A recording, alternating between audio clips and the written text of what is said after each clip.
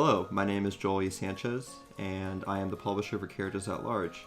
Today I have with me Logan Friedman, who's one of the creative minds behind Characters at Large's most recent comic, Death of a Hero. How are you doing, Logan? I'm doing swell. So Logan here is about to be a part of our very first Creative Spotlight series, where we'll interview the creators behind our published works and hope to give you some more insightful knowledge on the piece and the creator as well. So, you ready, Logan? Yep. How did you contribute to Death of a Hero? I was the lead writer for the comic book, Death of a Hero, which is based off of a story that I wrote. So take us through the creative process for the story.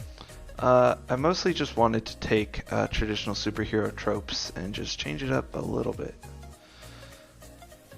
So, with being a writer, and especially one who does comics, not everyone will start in comics. So, how did you stumble into writing?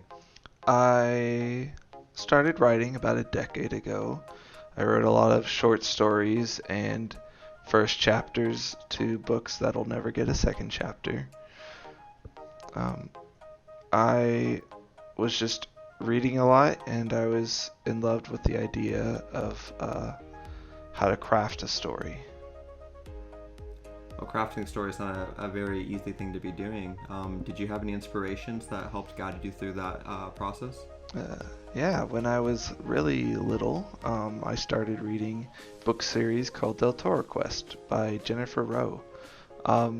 It's a high fantasy adventure book, but it got me hooked in reading, and I read plenty of series since then. A couple of my favorites are from an author named Brandon Mull.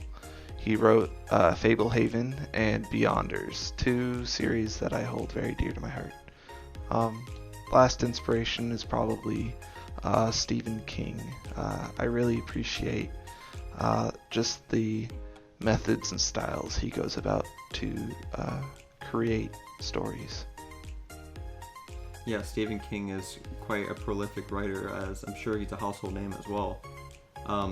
And I'm sure he also has a multitude of pieces of advice to be given out. On that note, what is some advice you wish you had when you were beginning to work at being a writer? When I was first starting out writing, one thing I wish people told me honestly was that the stuff that I was writing was not good, and it wasn't going to be good. Okay, Bert. But, incidentally, Bert, you're shit. Bert shit. Any piece of work needs a pretty lengthy revision process.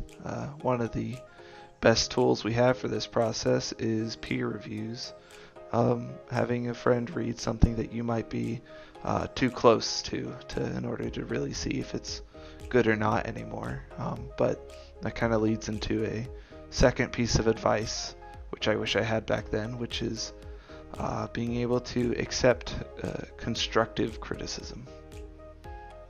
Yes, and we know we're part of a workshop together that receiving that criticism for what it is difficult at times.